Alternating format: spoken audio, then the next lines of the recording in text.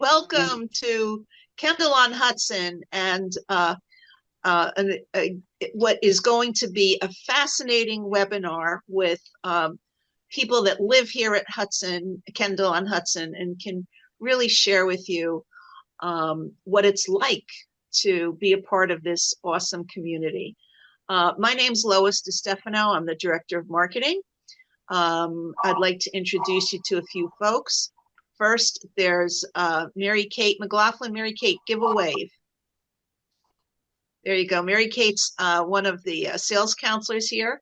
I'm sure that many of you have either met Mary Kate or spoken to her on the phone, but there she is. And then we have Joey Starr. Joey, say hi.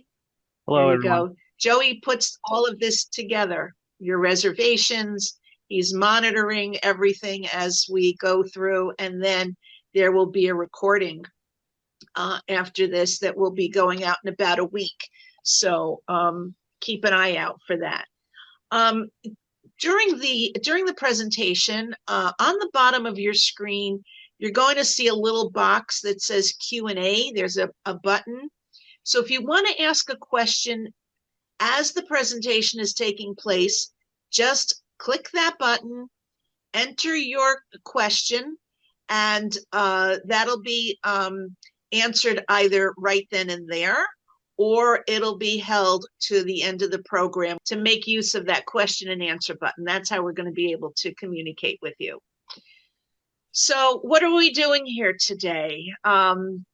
We are going to have an intimate conversation with folks that live here at Kendal on Hudson. And I am so grateful that they're willing to participate, because you're going to be hearing some deep emotions, things that they went through when they were thinking of making a retirement change. And I just appreciate that when people are so willing to give and share. But that's what Kendal on Hudson is about. It is about community and support and giving and sharing. So we are a type A continuing care retirement community. It is a full life plan community with independent living, assisted living, memory care, skilled nursing. If you're just visiting us for the first time, I strongly suggest that you contact us so we could have a deeper conversation after today, and we can continue to help you with your discovery as you go along this journey of finding what is the right place for you. So that big question, you're going to hear many different viewpoints. The folks joining us today, I'll introduce them to you each very briefly in the order that they will be speaking. So there's Meg Armstrong and Greg Lozier. Give a wave.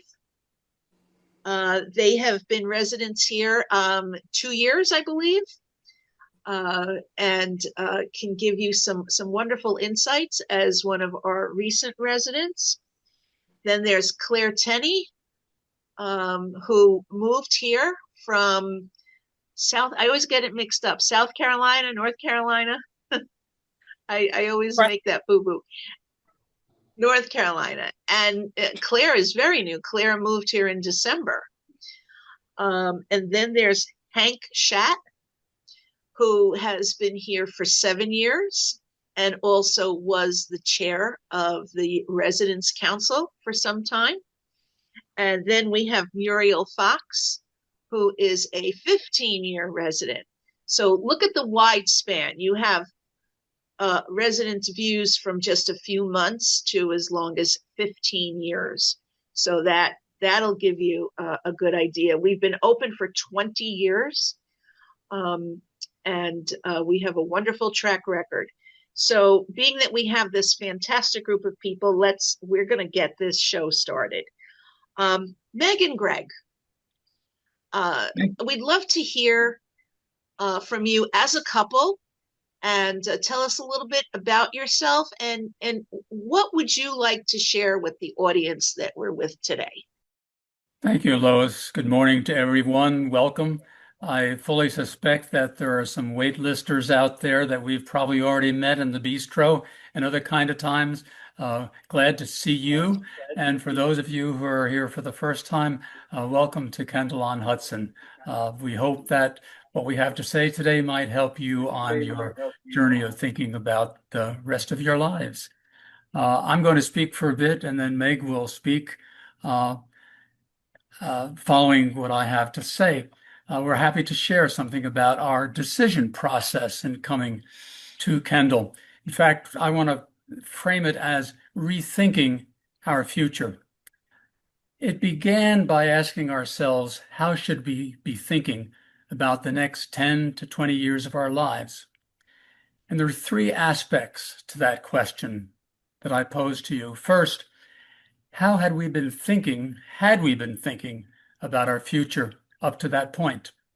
Second, what had happened that might cause us to rethink our future? And third, what were our options? First, what had we been planning? Like many people, and I suspect many of you, you had decided, I love our place. We love our house. We love living in the city. We're just going to age in place. We're going to set up all the parameters so that it will work to age in place. That's where we were. We loved living in Manhattan. Love Manhattan. I still love Manhattan. Meg loves Manhattan. What a great place to live. We had a great apartment, Midtown East Side. And depending upon where you are, oh, it's always the Upper West Side, the Upper East Side. You always loved where you were. Well, we loved where we were. Great views of Lower Manhattan from across the entire apartment. Elevator ride down from the 21st floor, and everything was at your fingertips. Graciti's was across the street, the pharmacy the other direction, Staples down the street over there, 4 blocks from Grand Central, near our beloved church. What more could we want? Great access to healthcare, to the hospitals of New York, and to all of our doctors. The many, many friends we had accumulated over the years. The museums, the shows, concerts, restaurants, all of these things were right there at our fingertips. We love it. We still love it. And I suspect they're all things that many of you who currently live in New York City were smiling as I listed them. Those are all the reasons why you love living in New York and think you want to still live in New York. I get it. So what did we do to support aging in place, if that was our goal or the things we needed to do? Well, in 2013, we gut rehabbed our apartment. We did everything. It was awful. The apartment wasn't awful, but the process was awful, but we did it. And everything we always wanted to do, for example, get rid of that horrible popcorn ceiling. We needed to do that, but we loved the overall results. Finally, we were set. We were set for life. So second, what happened to cause us to rethink this plan to age in place? Of course, for all of us, COVID happened. It was an event that started many people thinking more carefully. We were fortunate that we were not stuck in New York. In our apartment, we spent the next 2 years about an hour north of the city in our weekend home. Very, very lucky. Not everyone had that kind of an option. As wonderful as that home is, we never intended it to be our final retirement place. It was too remote. It's on a dirt road, 6 miles dirt road, very remote, limited access to the kind of facilities we had in New York. And as you all know, when you own a home, finding the service people that you need gets to be difficult, even more difficult the older you get. We also began to realize that even in a vast place like New York City, you can be very isolated, especially as we aged. So third, what were our options? If not our weekend home or our apartment in New York City, then where? So what criteria were important to us? Hopefully in the city, that was our preference, or at least close to it. We know the real estate, location, location, location. A continuing care retirement community. Once we learned about CCRCs, we knew that would be our preference. Third, affordability, at least affordable for us. The facility, could we live there? We have an interesting little exchange between ourselves. When we drive around different places, we go through a town, a city, we pass a particular home and say to each other, could we live there? And inevitably we say, yes, as long as we were living there together, which is another element too, because we know that someday we will not both be living. Where should we be living when it comes down to one or the other of us is alone, is left? And that leads to the point, excuse me, the people. It's about the people, extremely critical. And later in this webinar, in just a few moments, Meg is going to address the topic of people and making new friends. Excuse me for a minute.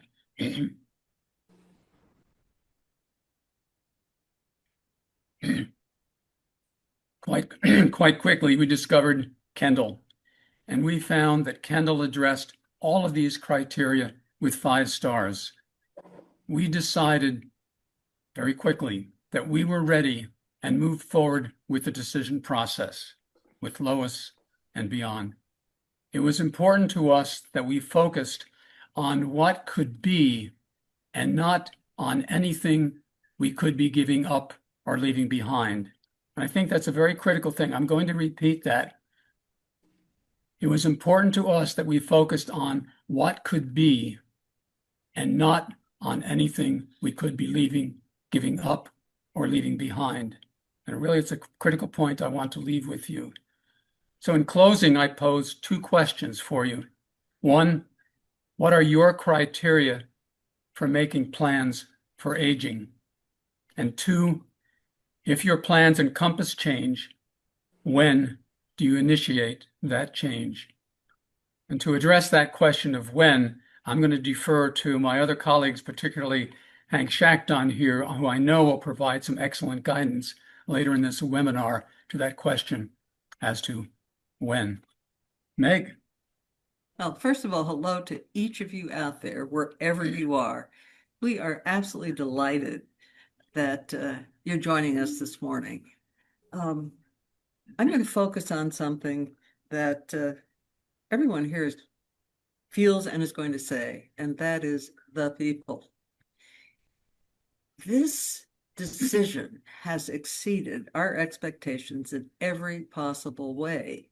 And you'll read about what we have here. We'll tell you a little bit about what we have here. We didn't know that we were joining a community of friends, of potential friends, a warm and hugging community, a respectful community that would delight us every day. And so I want to say really a very big thing, my view of it.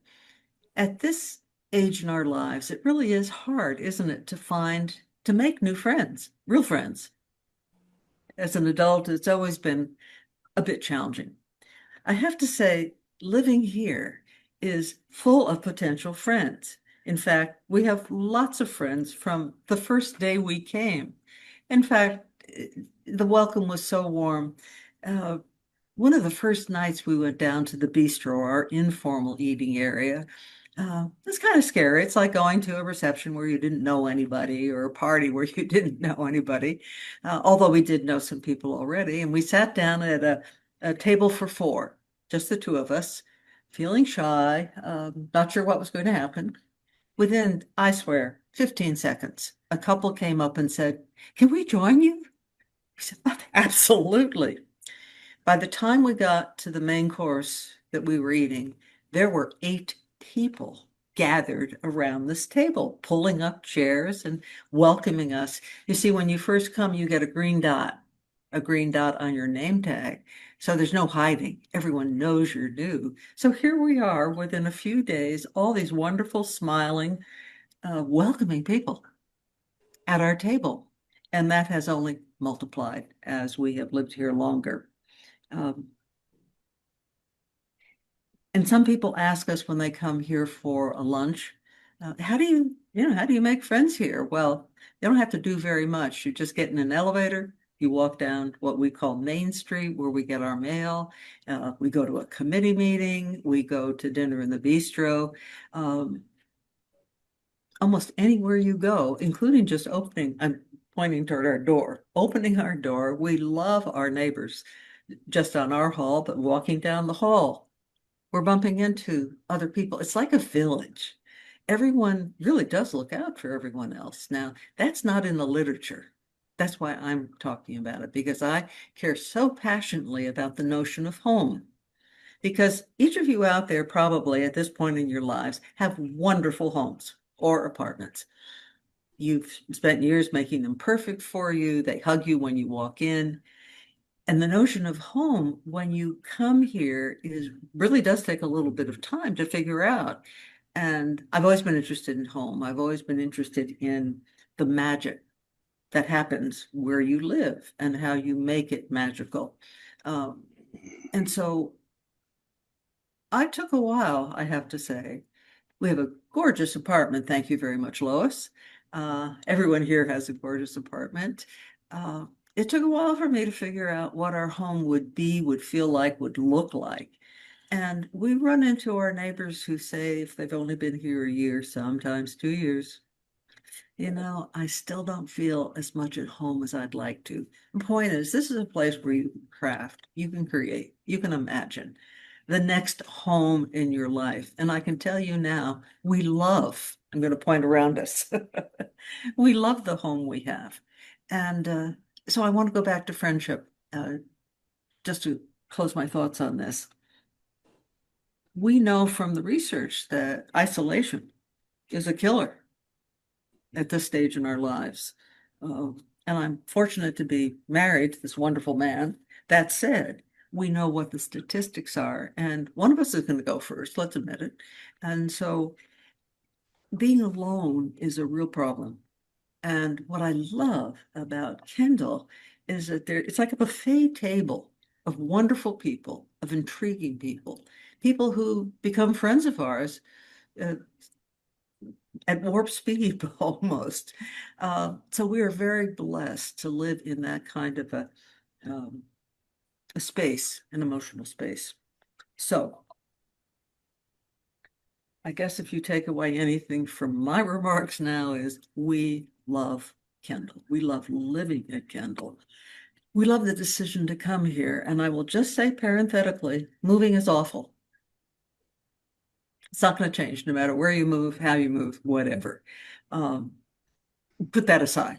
Just get it done.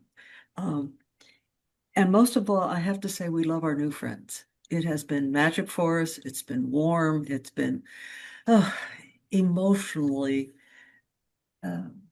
secure, relaxing. Mhm. And we hope some of you on this call will become our friends in the future. So please come. We love it here. We know you will. Thanks. I just thank you so much for all of the information that you shared with our participants today. And what I liked very much that you said is that you're sharing what you cannot find in a brochure. And this is what we tell people about discovery is you need to experience any community that you're looking at. And there's three major criteria. You want to learn about the financial position, you want to learn about the future healthcare abilities, and what's really important is you want to learn the culture. And that's what we gathered here today, is to really learn more about the culture. So with that said, Claire, I am very happy to introduce you to our group today. Please tell us a little bit about you and your experience. Thank you, and welcome to everybody who's here. I hope this is helpful for you. My story is a little bit different than Greg and Meg's, as I was somebody, I'm single and I have no children. I have a small family. I have one nephew, but he's a little bit disconnected. So I really had to think about my future and how am I going to uh, uh, take care of myself or be taken care of. Maybe a little sooner than many of you have to do if you come from different circumstances. And I had thought I would retire. I'm from New York originally. I had planned to retire in North Carolina, and I moved down there while I was still working. And I knew about CCRCs. I had actually had my mother in one and she had a very good experience. And so I went ahead and researched the CCRCs in the area I was living in and put my name on the list of a place in Chapel Hill, North Carolina, that has a 10 to 15 year waiting list. And which sounds crazy, but I thought, well, I'm young, I have nothing to worry about. So eventually I retire, and two things ha were happening kind of simultaneously. One, I wasn't sure North Carolina was right, but then I went to visit the CCRC, which on paper or on the internet looked really like a great fit, and it just wasn't exactly right. And it was a little dark. It's a certified arboretum. It's beautiful, but it was dark, and I just couldn't imagine living there. So I was like, huh, back to the drawing board. Um, so I started doing the Google thing, right? And was coming up to visit a cousin in New York. We were going to have a weekend in Manhattan. So I was looking in New York and looked at the different and actually pretty limited options in New York and came upon Kendall. And it looked on the website, it looked really good, kind of like the one in North Carolina. And so I said, well, you know what? Instead of flying to LaGuardia, I'll fly into Westchester and just come over, check it out, and then take the train to the city, which is a great reason to be here, right? Because of that location. So easy. And I came and I really liked it. I, I mean, the facilities are attractive. The river is incredible. The state park, 100 steps from my door, phenomenal. The people were really welcoming and warm. And the values of the community really resonated with me. And I said, this is a place where I could feel at home. So, so I was happy. So I put my name on the waiting list and said, and off I went to New York. And I was like, okay, this is good, and I checked that off my list. I have a plan. Well, I didn't have any immediate plans to move, but lo and behold, literally 4 months later, I get an email that there's an apartment available. I was not prepared for that. That was way sooner than I expected. But it was a studio. And actually, with my financial situation, that's what I needed. And there aren't that many of them here at Kendall. And so I thought it behooves me to inspect this opportunity. And so I trotted back up, flew back up to Kendall, and saw this studio, which is really quite lovely. It's 540 square feet. It has a full kitchen. I've got a nice patio. I have a river view 8 months of the year. I'm on the terrace level, which I have a dog. It's great. And I said, huh, I guess I'll do it. I knew I wanted to come back. And once you decide you're going to do something, it's almost waiting to do it. It becomes so all of a sudden, by December, I was here. It all happened, unfolded in a way I didn't quite expect. Um, I have no regrets. I took a walk this weekend. Lois hasn't heard this story yet. I took a walk this weekend. Well, I go to the park every day because I have a dog, a little cute black pug. And I was walking back, exiting the park, and there was a couple looking up at Kendall. And they said to me, do you live here? I said, yes. They said, it's gorgeous. Are those condos? We live in Great Neck and we're planning to move up here. And we'd love to learn more about it. Well, they had never heard of CCRCs. So we had this long conversation. Um, and I would say they were pretty close to my age.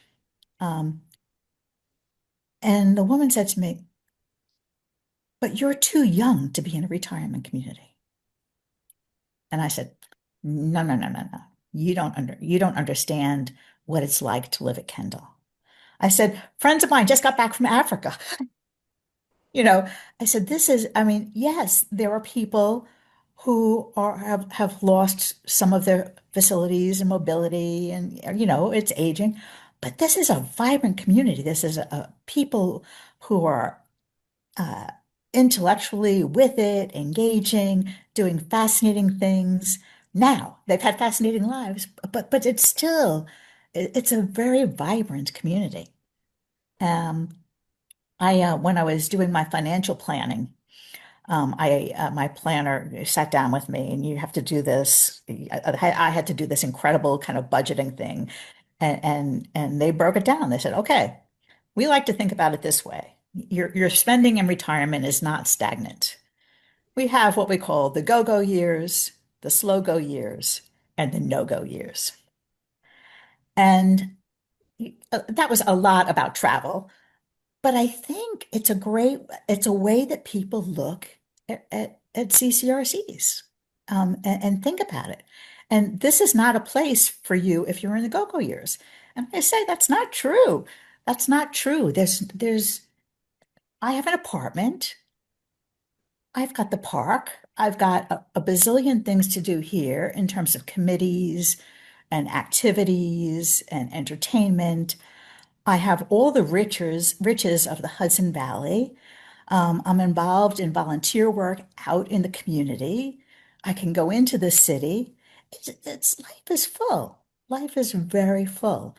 And so I just have no regrets about moving. And I think that's um, the thing I would share from my perspective that I bring that is maybe a little different from the others is that it's been a phenomenal experience moving here. Um, and um, and I feel secure. Financially, I'm secure. I don't have to worry about the stock market crashing. I don't have to worry about if some illness befalls me or injury or accident. I have that safety and security, which was a huge relief. So I'll stop there, and happy to answer questions down the line.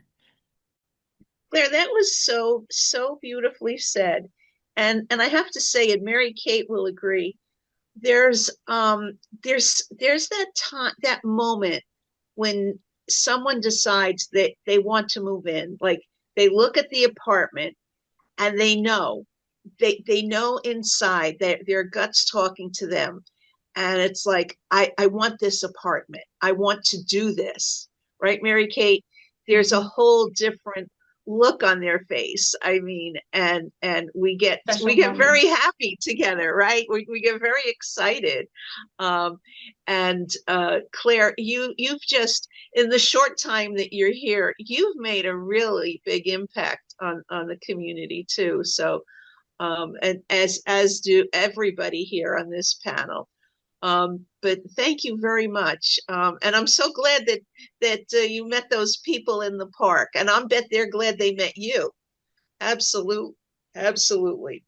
So now let's go from somebody who's here 7 months to someone who's here 7 years. So Hank, how are you? I'm fine, thanks, Lois. A little bit about my background, and then I'd like to talk about criteria to move in, much like Greg and Meg did. But basically, my own story is slightly different.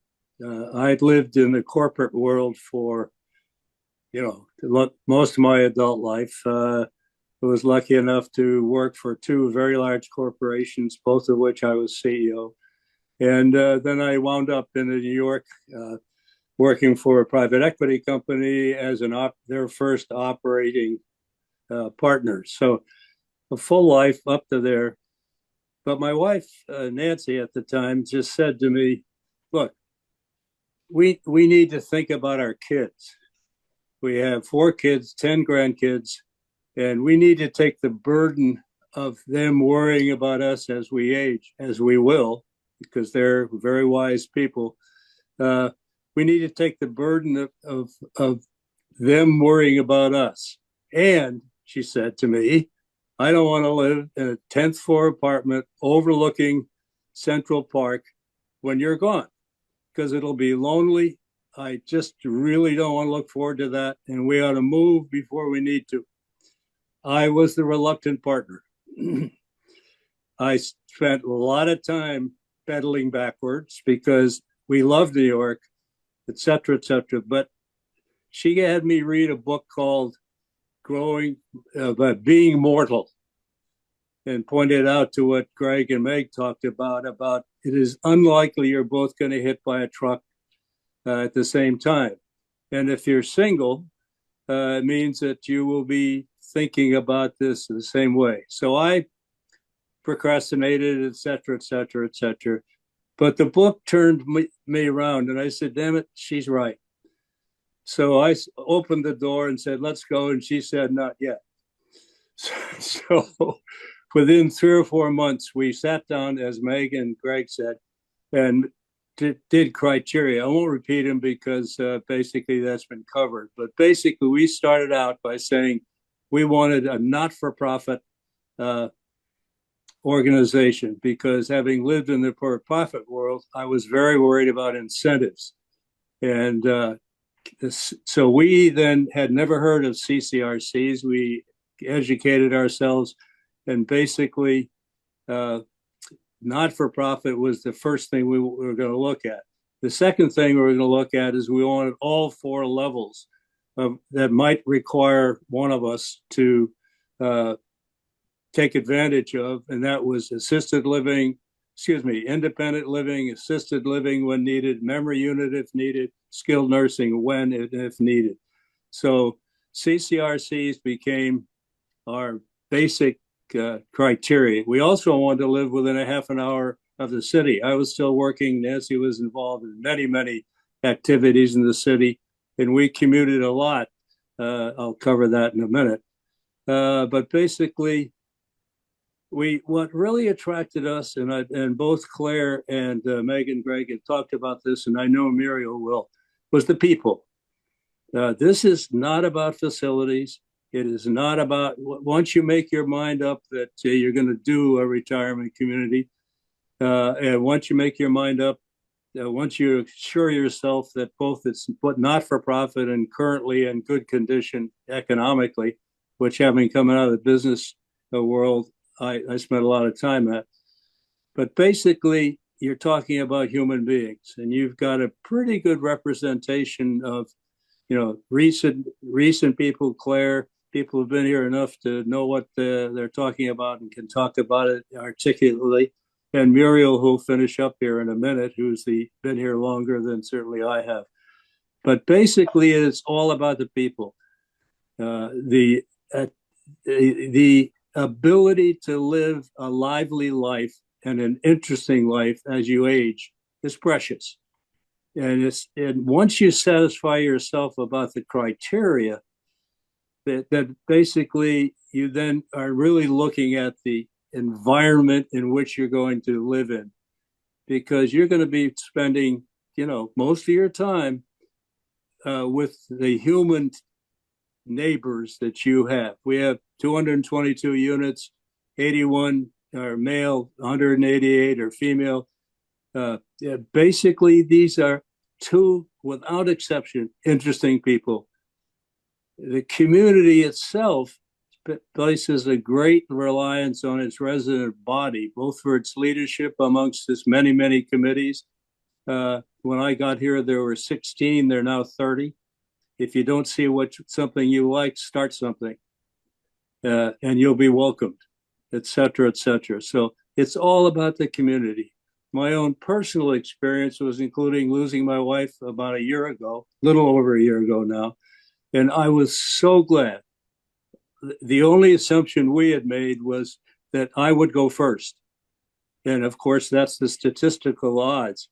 But the loving care that I received from both male, female, single people, married people, just confirmed for me this was the right decision, even though we got it backwards. And my experience here is not unique. This is a very loving, open, caring community full of exciting people. And basically, from Gowanda's book right through my total 7 years of experience, it was the most important single decision we had made as a couple. And we're so grateful to the community for the support that both we received when she was ill and which I received after she passed away. And while that's a very personal experience, it's just something I wanted to share with you, and I hope it was helpful. Be glad to answer any questions. Thank you so much, Hank, and that was so beautifully said. And you talk about, so what you talk about is, well, we have a tremendous amount of meaning and purpose here. There's a good reason to get up in the morning and start your day on different activities, from bird watching to bell ringing. We have a tremendous educational program, and if you want a really, really good New Year's Eve party, the one gal to talk to is Muriel Fox. Hi, Muriel. Good morning. Good morning. I'm happy to be telling people about my experience. I've been here 15 years and I was waitlisted for 4 years. In those days, the turnover was only 2 apartments a year. Now I think it's about 24 a year. I had no idea of moving into a senior residence after my husband died, but we had a couple of friends who lived here who kept inviting me to dinner parties. And I met all these fascinating people. I couldn't believe how interesting they all were. Everyone here has said it's the people at Kendal that make life especially worth getting up in the morning. And my particular interest has always been the active social life here and in my past life. I was a founder of NOW, and I'm still active in the women's movement. I kept all my friends from the city, and I kept my activities. I'm still active in that, but I have a whole new life, right? An additional life here at Kendal. I think there are at least 50 people who I could say are my friends, good friends, who would help me out if I needed something. And I know whenever I walk into the dining room, if there's an empty table and I say, may I join you? People will be happy to have me join them. And I'll tell you, whoever is at that table is interesting and makes life worthwhile. As people pointed out, we've got 30 committees here. Some of them I started myself. At Kendal, if you're interested in activity, you can always start an activity in a committee yourself. I started a ping pong committee because I was playing tennis here and my knee gave out and I couldn't play tennis anymore. So now we have a ping pong committee, and I brought in the pro from the Westchester Table Tennis Association, and 14 people take lessons from him. We didn't have much to do on weekends here, so a group of us started an opera committee. And you're always welcome to come and join us any Saturday at 1 o'clock, and you'll see an opera on the beautiful big screen in our gathering room and hear the wonderful sound equipment we have. When I first came here and they asked me, what committee do you want to join? I said, do you have a New Year's Eve show? And they said, well, not much. We play a movie. So I started, I'm very proud that I still produce and MC a New Year's Eve show, and it's really the event of the year. It's very exciting. I have to say, very gala. And that was so much fun. People said, well, what else you want to do? So I said, how about a 4th of July program? And that's sort of serious. And it got very serious this year, I have to say. People had tears in their eyes when we read the Bill of Rights and the Declaration of Independence. And the Kendal singers led us in singing patriotic songs.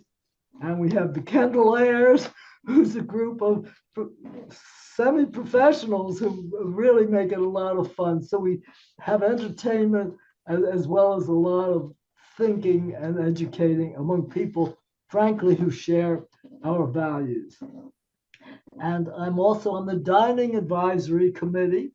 And some members on the committee are especially interested in keeping the nutrition values up to date. My particular interest is because it tastes good.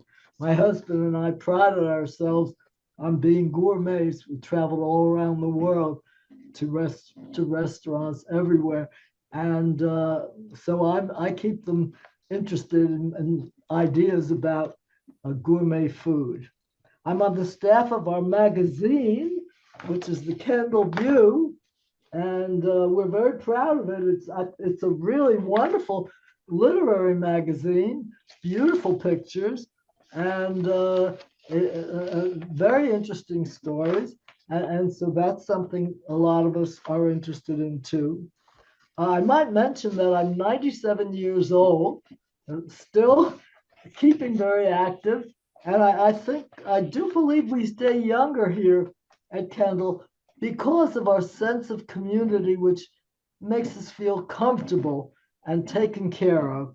This the tranquility of being taken care of, and of knowing we always can count on friends here.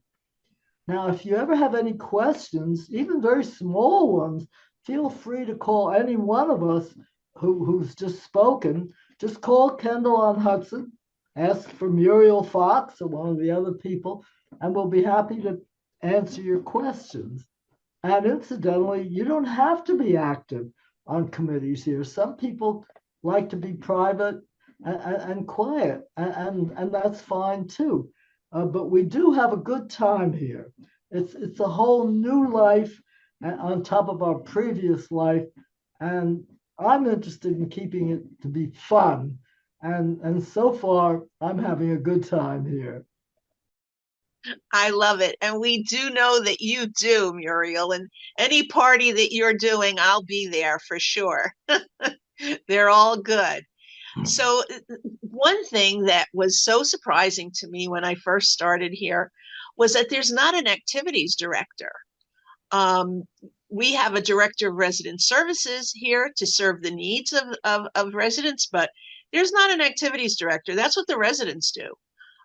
They decide what programming there will be, when it will be, and they manage it themselves. From managing the library, we have 3,000 books in our library with book clubs, to a really extensive education committee that brings in lecturers. These are paid lecturers to make presentations on different topics of interest, to Monday night conversations from local dignitaries. There's also Great Decisions, which is another great program here. And we have a nice relationship with PACE, where if you want to take some courses at PACE, you can do that too.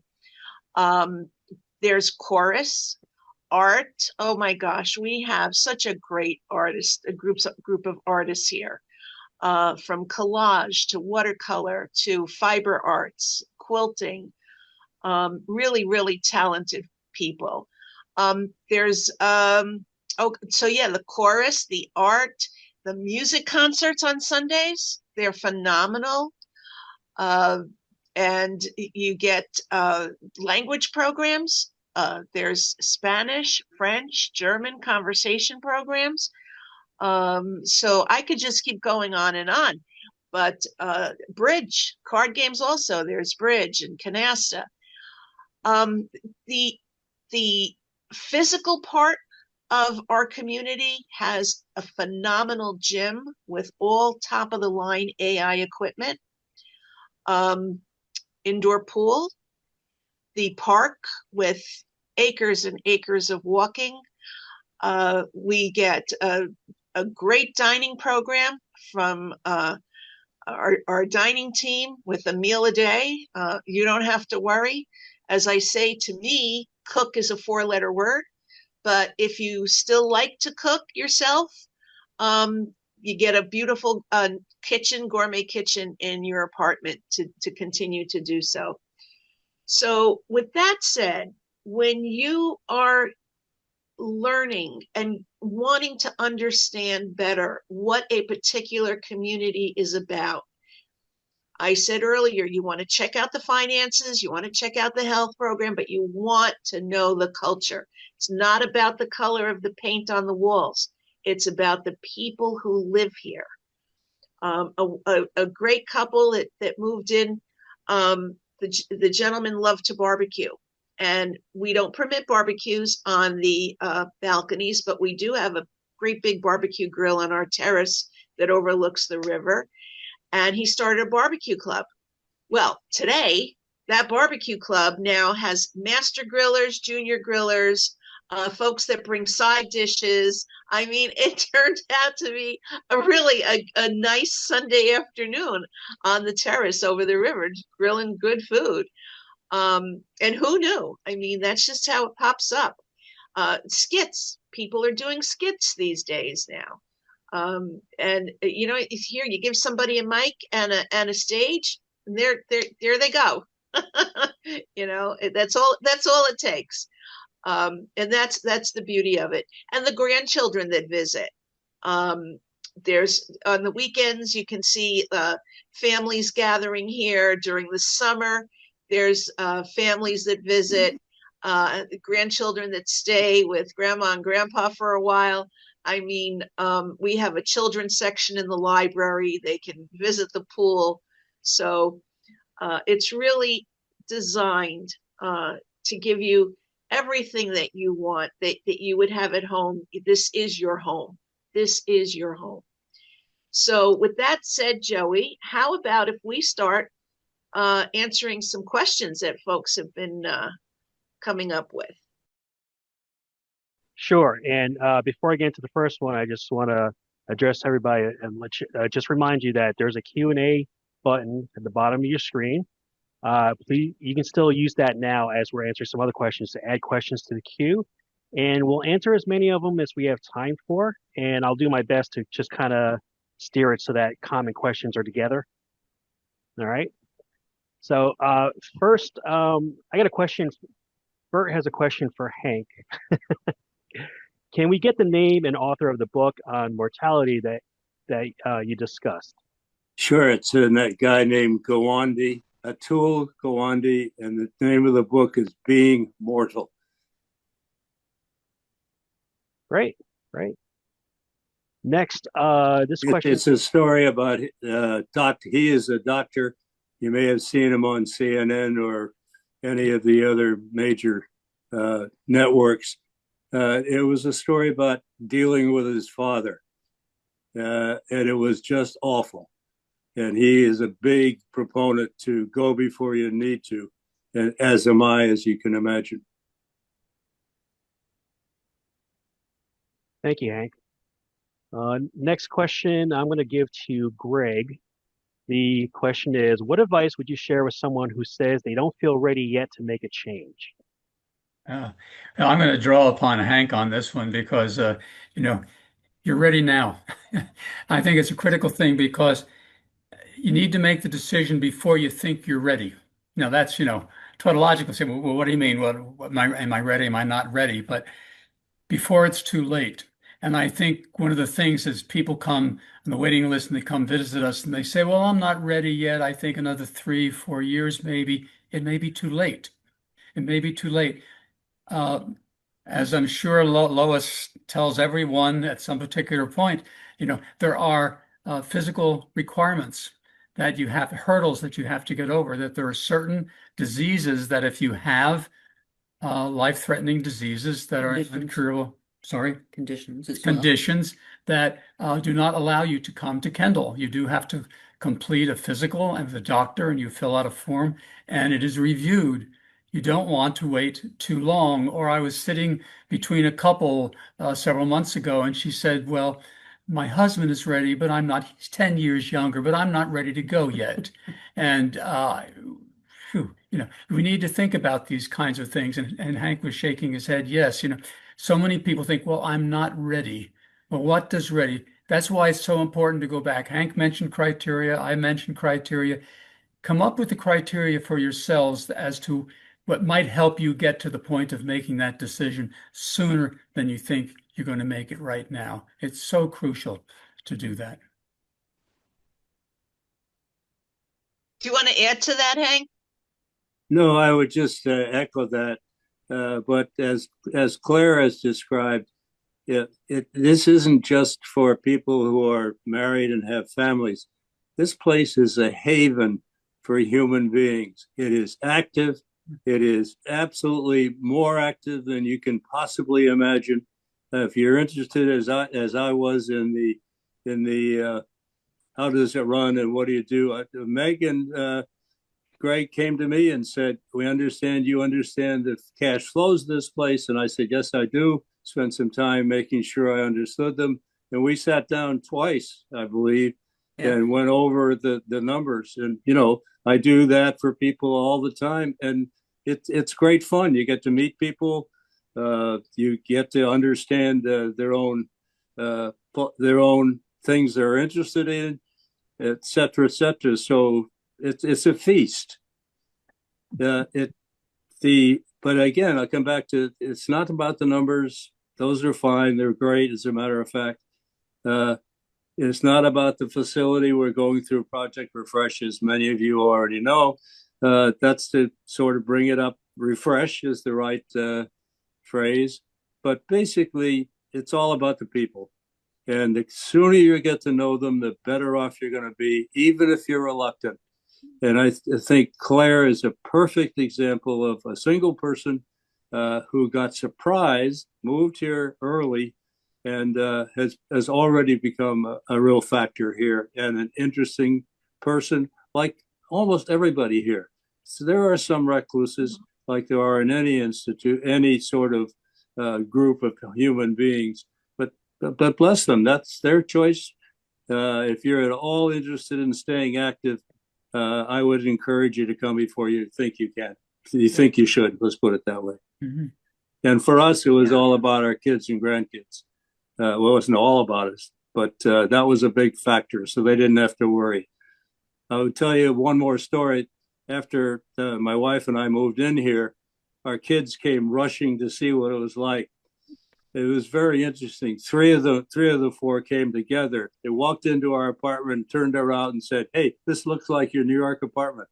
And they said, "Turned around, let's have lunch." I love it. I love it. Yeah, from many perspectives, people are living longer today. Um, and there's fewer places to retire. And Yeah. you have to give thought. I mean, becoming 100 is not unrealistic these days. So if you're 70 now, I mean, picture yourself 30 years from now. I mean, that's daunting. And how do you manage um, your future years?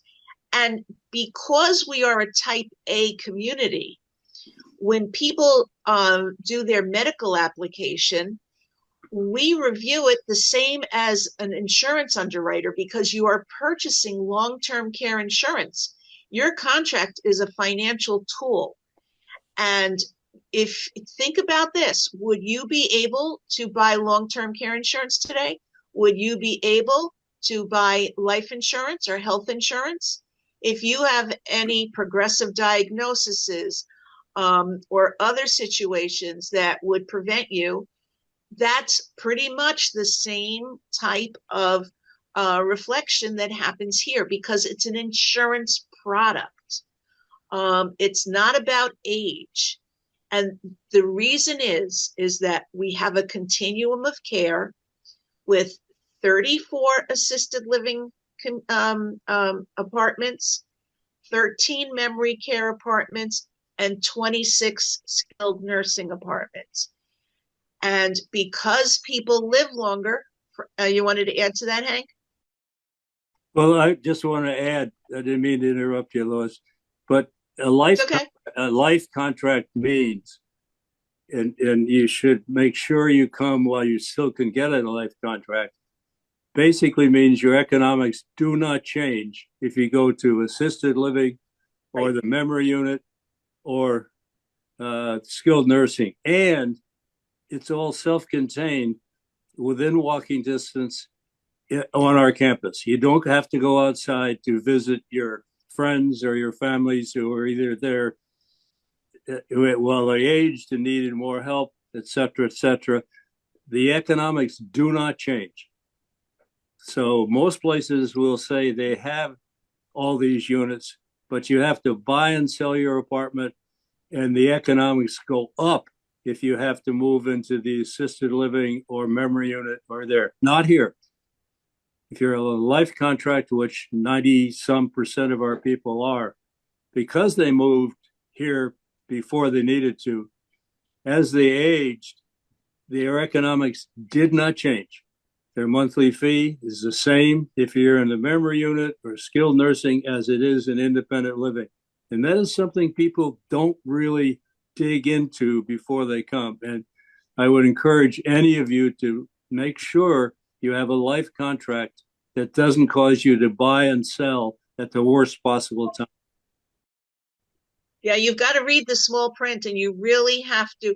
You have to understand that every community you go to it represents their rates differently. Their contracts are different. You can Google CCRC Type A contracts, and that'll let you know exactly why our contracts are a financial tool. And might I add that because people live to age 100, we have to be mindful that our promise to you when you move here is we're going to care for you. So if we were approving admissions that in short order would be needing long-term care, it would create a bottleneck. I mean, that's why we manage this so well. That's why we have the room we need when people need it. So keep in mind, it's very important to understand we are an insurance product and it's treated that way. And I have a strong statement. If you need to make your plans for yourself, because if you don't, somebody else will be making them for you. So Muriel, what would you like to add? I just want to give my experience. 5 years ago, my car was rear-ended by an 18-wheel truck, and it broke every bone in my body. And they said I might not be able to walk again. Well, Kendal Physical Therapy brought me back, so I'm walking pretty well with a cane. But I was in the Kendal's nursing care for 8 weeks. And while I was there, my apartment was still waiting for me. My friends came and visited me. I didn't pay a penny more for keeping my apartment and also staying in Kendal's very excellent Clearwater, where there was nursing care for me. I know that was such an experience for you, and I'll tell you what, Muriel, you're fast. When I see you walking down the hall, I can't keep up with you. Okay, Joey's nodding his head. Yes. No, get out of her way. Yeah. Sorry. Exactly. I love it. Joey, what else we have there? It's not just 100. We have 10 people who are over 100. One of my best friends here is going to be 106 next week. And he still goes to the gym every day. Yep. And he plays the bongos. Yeah. All right, Joey, what do we got next? All right, before I get to the next question, I just want to point out to our audience that any questions that aren't answered or those that are kind of not really great for asking residents, feel free to contact us. You can call us, you can email us. Those that are brand new, like you've never done anything with Kendal prior to this, we're going to be reaching out to you soon anyway. So just bear that in mind, because I'm getting a lot of little like one-offs from people that it's a little out of the scope here. But that being said, I'm going to give this next question to Claire. Barbara would like to know, do you feel that your healthcare continues with the same level of detail that you enjoyed before moving to Kendal? So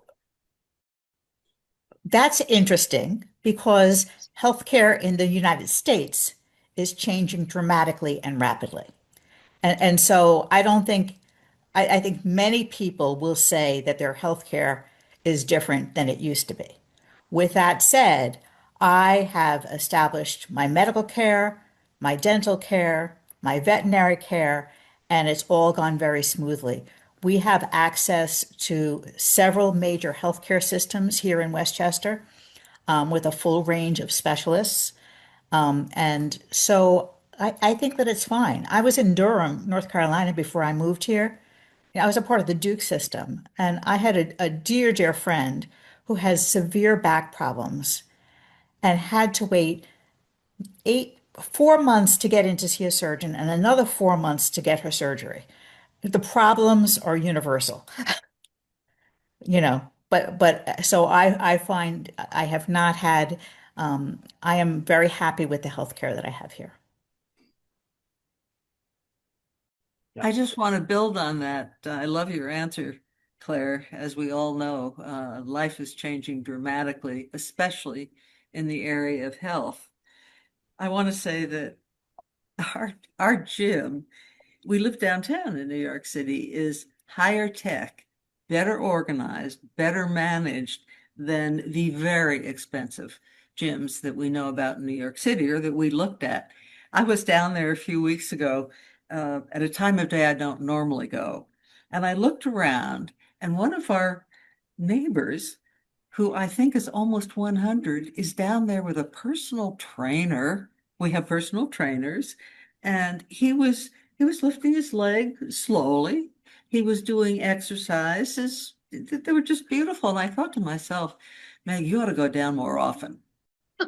He was an inspiration. And I'll tell you, you go down to our gym, you can be re-inspired, shall we say, to do your fitness program. Well said, and totally agree. All right, Joey. All right. Yeah, we still have time for a little bit. Actually, I want to give this one to Meg, but I think maybe a few different people might want to chime in afterward. Judy wants to know, how difficult was it for you to leave behind the friends and family you saw daily to seeing them a lot less?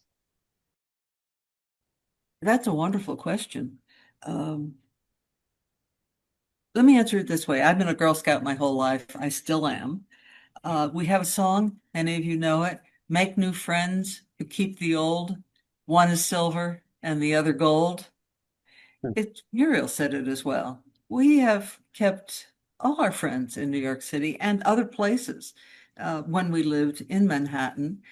Up here, it's Hank's word. It's a feast. It just, I have to tell you, you're going to keep all your friends, and they're going to love coming up, by the way.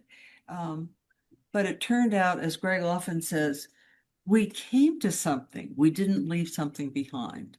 So I can't even say there was anything hard or difficult.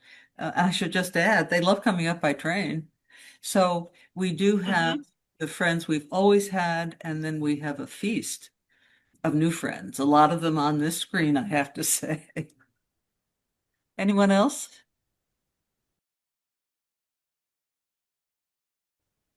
All right. So who's next online?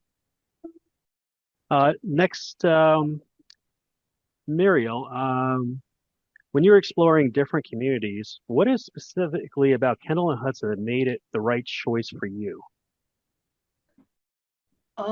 Well, I have to say one thing.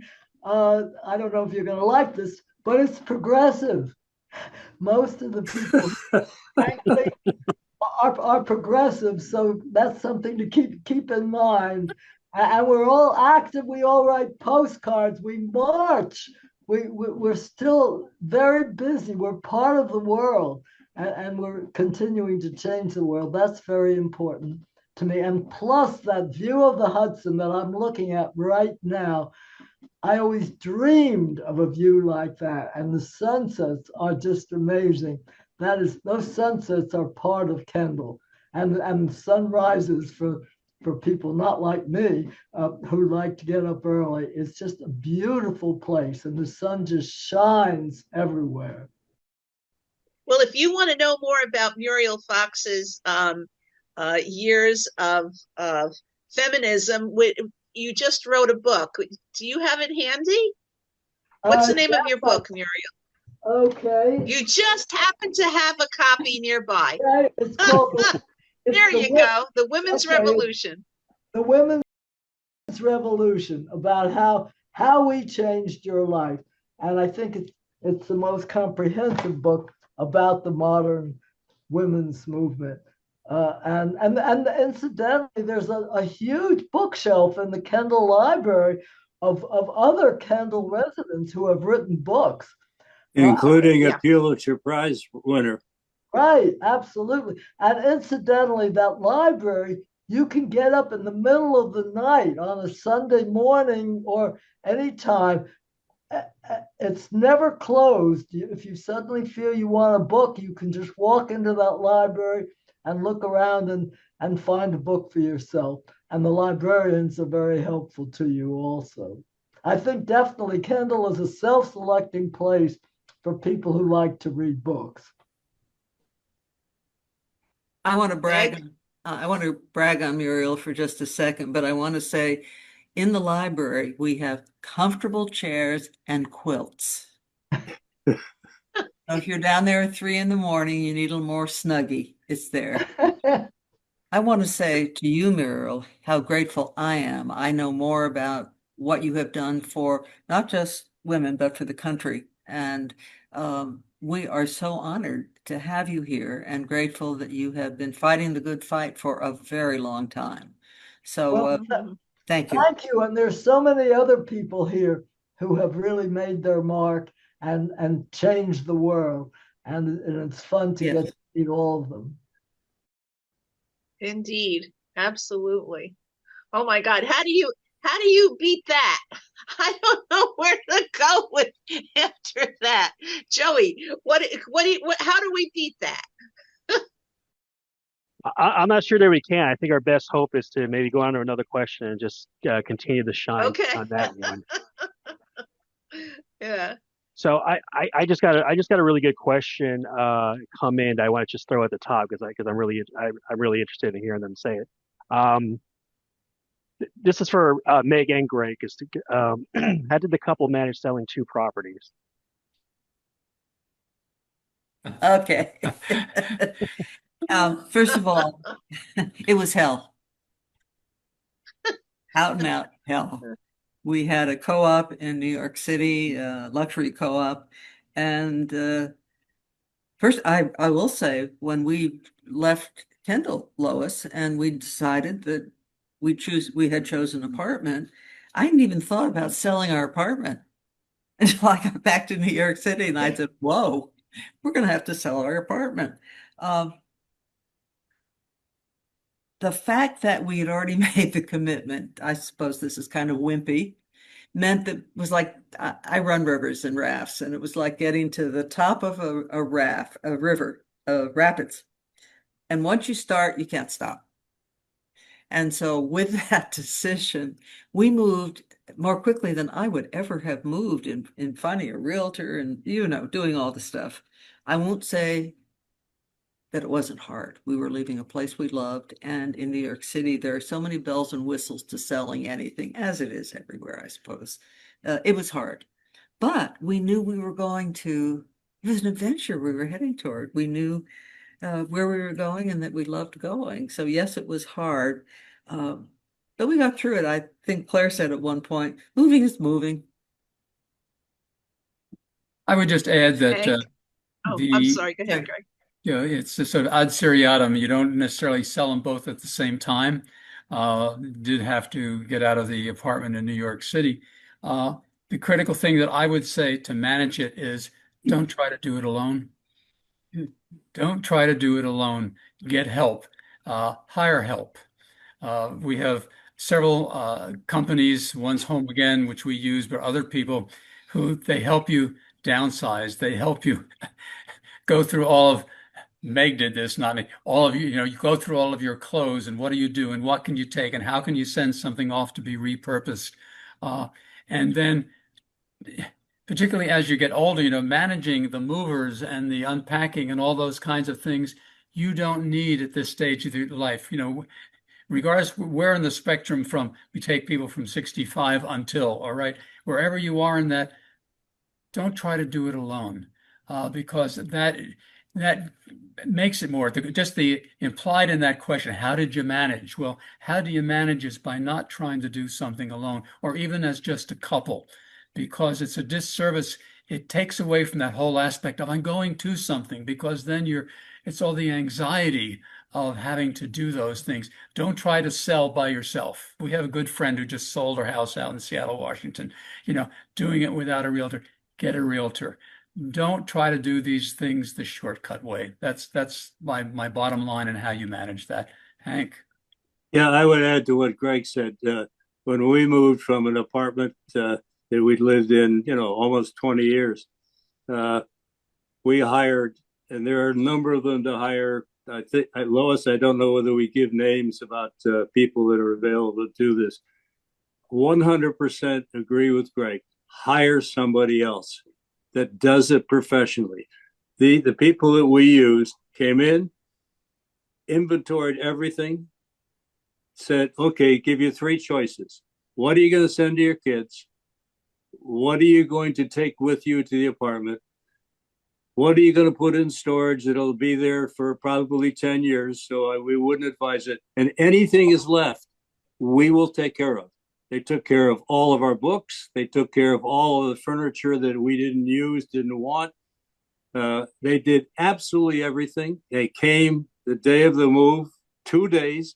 They did all the packing. They then put it in our apartment here, and we have not touched it from where they put it. They put all of Nancy's clothes exactly where they belong. They unpacked everything. They left no debris whatsoever.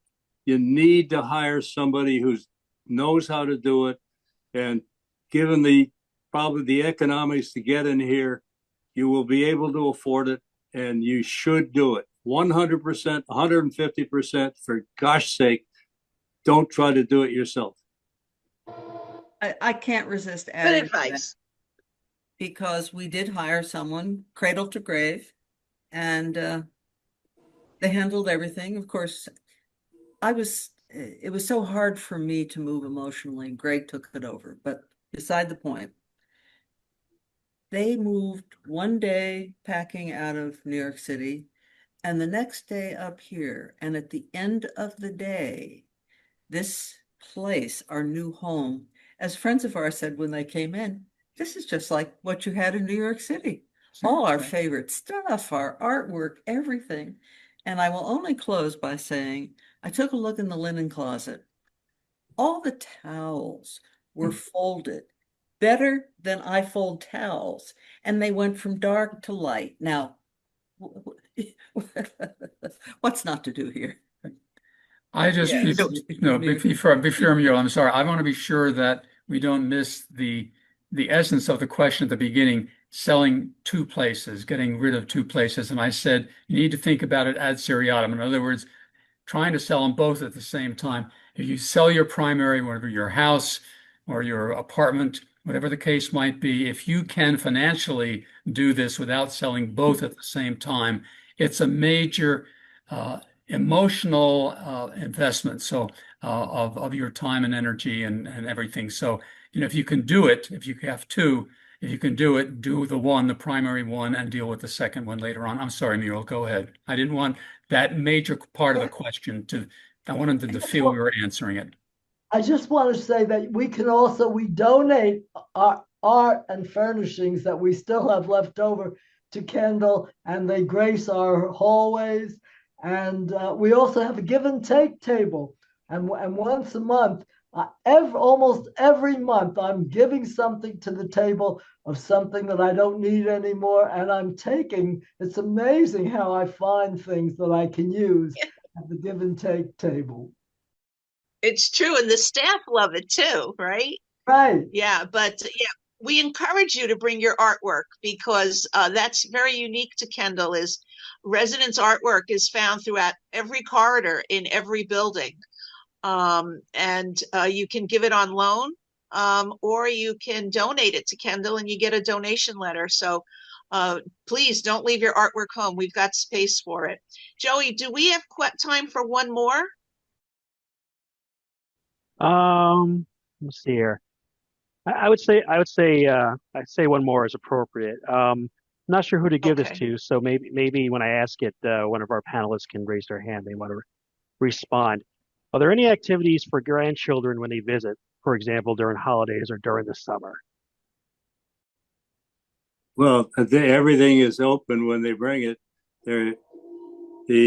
Right now that's a tough question to answer right now because all of our public spaces will be renovated this year and next. There's an oversight committee that does it, but grandkids are free to come. They're all over the place on Saturdays and Sundays, particularly Sunday brunch, and it's just wonderful. They will not be bored, but the public spaces like the pool and the exercise, et cetera, I suspect, although that those will be not as available as they used to be. Yeah, we have just for a time period. The pool is being totally retiled and renovated. We should have that back up and going by spring. But under normal circumstances, you can't go to the gym because that's Right. like a insurance issue. But you can go to the pool. There's an abundance of outdoors. There's the library, of course. There's the meals, and we have puzzles. In every building there's jigsaw puzzles. And to be honest with you, the kids love just walking around, running around the halls too. Jesus, anything. So there's plenty for the kids to do. I have to say that you were all so warm and open to share your experience with us and with the people attending this webinar today. I have to thank you very, very much for doing this. And the folks that are watching, for people to come forward and give of themselves in this manner, you really are seeing the essence of Kendal. This is what Kendal is made of. And we encourage you to learn more, to please stay in touch with us, to join more events, get active. I think if you were to talk to a 20-year-old today, what would you tell them? I mean, these kids, they're not going to really have pensions. You'd probably say, get your IRA going, right? Do all of this stuff. Get yourself ready for retirement. And what do you think their age expectancies are going to be? You've got to revisit, like Meg and Greg said, revisit where you are in your retirement and take a serious look. Things can change with a snap of a finger. Be in charge and make a plan. And that's the best advice that we can give you. I think we have all planners here. And believe it or not, we have buildings filled with people who aren't ready yet, but knew that they needed to be. Right? Would you agree to that? Yes, I do. Yeah. So with that said, thank you so much to the panel today, to the staff. Thank you to our attendees. Let's stay close. Let's stay in touch. Be well